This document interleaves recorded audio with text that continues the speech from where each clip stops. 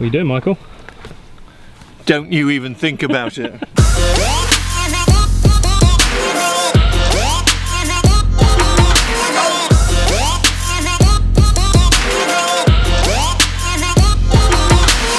Hi everybody, today we're going to do a little walk around my 488. A lot of you have been asking for the details of it, so here we go. Well, let me show you a little bit about this car. So originally it's a Bianco white, which is Ferrari's standard white, and what I did was I wrapped it in a stealth bra, which is a clear bra with a matte finish. So it didn't change the color so much, but it did make it matte, and I think it makes a huge difference on the car. And then of course the red accent, there's a proper name for them, I forget what it is, Scuderia I believe it is, but I might be wrong, so don't. Go Faster Stripes. Go Faster Stripes, that's what it is. Sure, that's what it is. And I have lots of Go Faster Stripes on it. As you can see, the whole car has stripy something on it. Moving on, these are Novatec NF7 rims. It's the fourth set of rims I've had on this car since I've had it, and I think the car is like 7 or 8 months old at this point. So it's been a trial and error type of thing, but I absolutely love these. I think I got it right this time, and it's amazing. It's also complemented with the Novatec suspension. It's lowered very slightly, about 2 inches, 1 3/4 inches. Some people lower them more than that, but I wanted to be able to drive it and enjoy it without having to worry about knocking the fenders off the car. So it's lowered there. And the factory nose lift still works with the aftermarket suspension. Factory nose lift works. In fact, I'll demonstrate that to you in a little bit so you get to see it. These are the sport sills, and I put a red stripe on it for whatever reason. There's actually 2 stripes. I'm just noticing the second one underneath it. I don't remember asking for that, but it looks great. So yeah, I'm glad I'm doing this. I'm learning things about my own car. Brakes, of course, are carbon ceramic. They are amazing brakes, absolutely amazing brakes. You do have to get them a little bit warm to make them like really grip, but phenomenal. I can't even begin to describe how good the brakes are on the car. Going to the back of the car, which is filthy. Sorry about that. It was actually clean this morning, and I drove through some dust heap, and here we go. So it's a little bit dusty. It has a European factory race exhaust on it, so it's a factory race exhaust. Does not affect the warranty in any way, shape or form. Not available in the USA to the best of my knowledge. Don't know why, because it's totally legal, but it is very loud. It sounds great. I was a little concerned about the sound of the 488 when I first got it. I thought, oh my gosh, and then fortunately enough I was able to get this factory exhaust, which sounds incredible, so I'm very happy with that.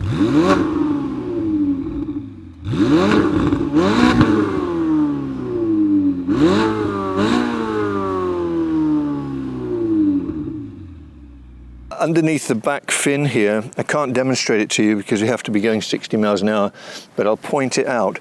This little area here, that is factory aero, and what it does is it drops down and does strange things. Don't know if it really does anything, but it looks good apparently.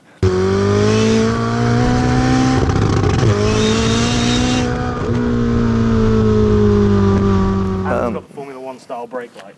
Yeah, that only comes on at about 60 miles an hour and above. When you hit the brakes, that thing is very bright. It does flash. It's just like a Formula One. So it's pretty cool.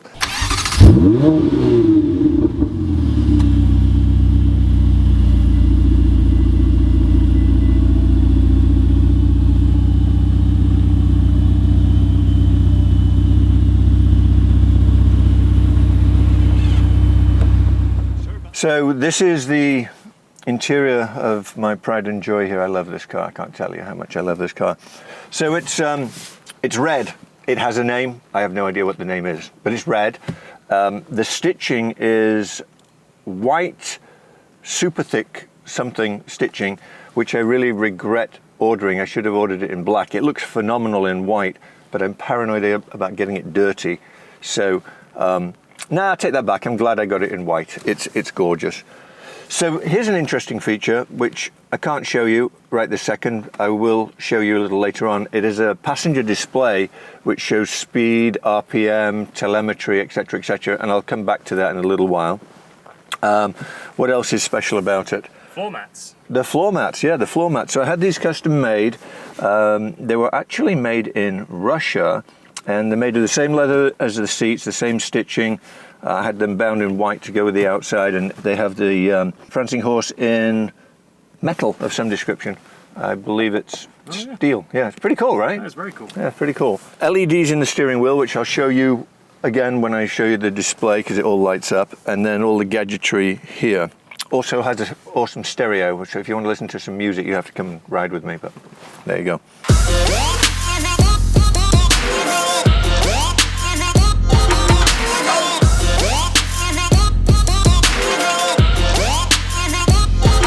So let me show you a few of the fun functions here in the electronic instrument display. There's many options that you can do. So we'll start with the left screen here. The left screen shows temperature, oil temperature, and then if I hit this little toggle button here, it will change to pounds per square inch, which is oil pressure, voltage, and then tire pressure and tire temperature all the way through. If I press this button, it will give me turbo, and the turbo also has 3 different settings. This is pounds per square inch, this is turbo response, and this is turbo efficiency. I have no idea if any of these work while the car is in idle. No, nothing happens. So I guess it has to be rolling for that. Then let's go to VDA, which is, I don't know what it is. It's just a bunch of fun stuff. But let's go through it and see what it does. F1 track, EDIF, F1 DC. I don't think that's Washington. Other stuff. Okay, so that looks like it's the levels of, so basically how much each one of those systems are engaged. Correct. Yeah. Correct. Now I can change all of this stuff with the button on the steering wheel, and what that does is changes it into race mode, and now everything's a little different. I guess that's the same. And then you can switch all systems off. So the traction control has gone, the EDIF has gone, ABS is still on but nowhere near as high as it was. And I guess, let's hit this. These are menus. So this is the status, which was where we were a little earlier. And on this status here, when I am in race mode or all systems off, it actually tells me somewhere if the tires are warm enough to go fast. And I've no idea where that is. So if I find it, we'll look at it. But other than that, we won't. What else does it do? So now we're going to go back to this. And we have trip, which tells you maximum speed 122. That was of course on a track yesterday. Travel distance, how many miles I've driven, 511.7. Travel time, 31 hours. The range on my fuel. Maximum speed, I don't know what I did. It didn't change anything, did it? I'm hitting the button. But anyway, let's get out of that one. And let's go to the next thing, which is, what is the next thing? Here we go, VDA. What's VDA? That's where we were. I'm not very good at this, am I? Okay, turbo, we've seen that. Settings. This is where you set up the whole car, and I'm not going to mess with that because it will never be the same again if I do. And then let's go back to, where do I normally have it? I think I have it here. Okay, good. And now let's go to the next screen. So the next screen, well, in the middle, that's a Rev Counter, and the P is the gears as we go. It defaults to auto mode when you start it. I press this little button in the center here, and that'll go off, and now I'm in manual, and I can... Flappy paddle mode. Flappy paddle mode, yeah, flappy paddle so you mode. just push that button down there.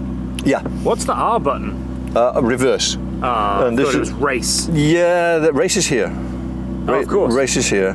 This is, I'll come to that in a second. Okay. So, staying on the screen, I have the speedometer, and this one here changes by pressing and holding this button here, gives me a separate menu. The speed becomes digital in the left screen, and everything that was on the right now transfers in a different format to the left screen. Very cool. This is show maps. So if I press this little button here, it activates the navigation. So here's the navigation, and this is of course where we are, etc., etc.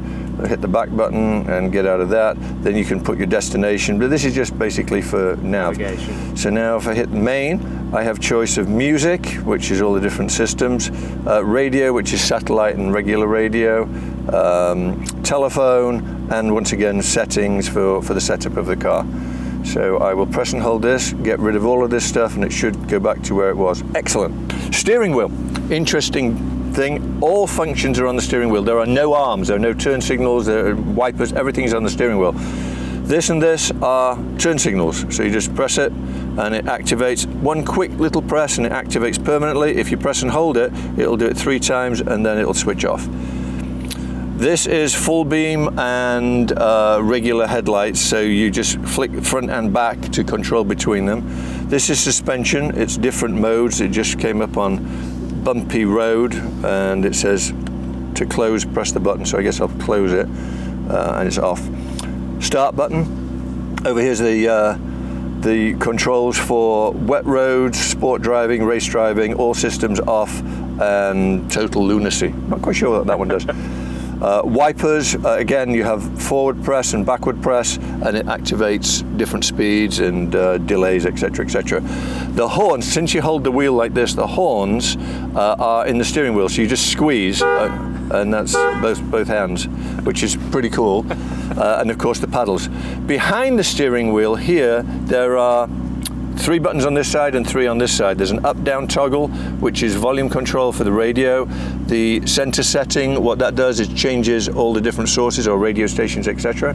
On the right-hand side, it does something too. I forget what it does, so something. There you go. What else do I need to show you? These little lights here, when I rev the engine, these will light up. I lied, they won't. You have to be moving or start the engine. So if I switch it off, let's switch it off, and then I start the engine, I do believe it will flash. There you go. So those progressively run as I start accelerating. So the higher the RPM band, the more lights you have. That way you don't actually have to look at the rev counter. You know when to shift. You know when to shift, yeah.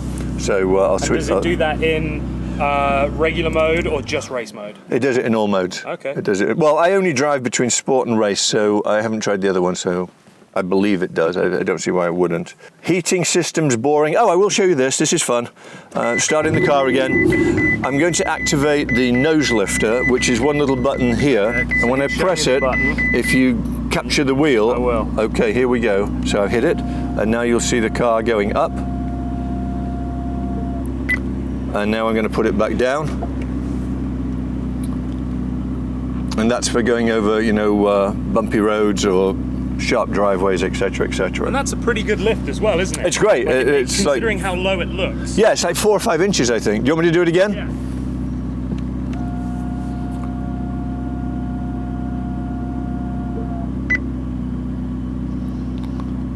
And down.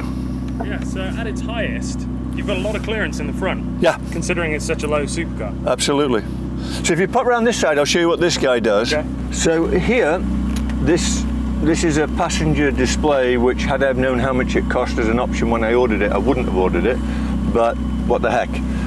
Rev Counter, so it shows you the RPM, as you can see that going up. It shows you the gear that you're in, and this, when we're moving, is the speed. If I press this button here, it gives the maximum speed of the drive yesterday. On a racetrack. On the racetrack, of course, and the average speed that the car's been driven through cities. This is the travel distance, this is the travel time, this is another one. I don't know what, it shows you all this stuff.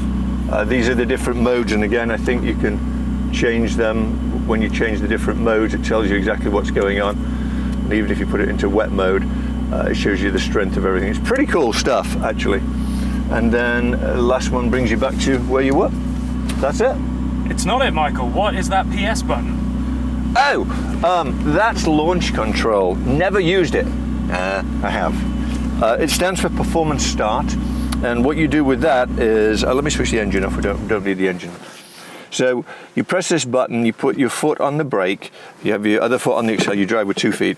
So you put one foot on the brake, one foot on the accelerator, put it into gear, rev the car up, release the brake when that button is engaged, and good night everybody behind you. What did you say it stands for?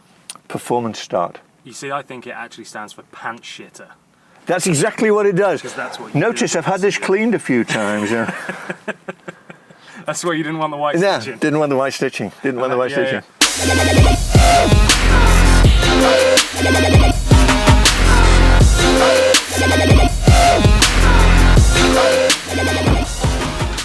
Thank you so much for watching. I hope you enjoyed this. My favorite car. I love this car. I really love this car.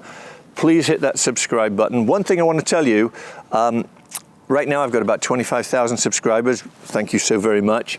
Once I get to like 50,000-ish, I'm going to do a giveaway. So tell your friends to subscribe as well, because you have a chance of winning something really nice.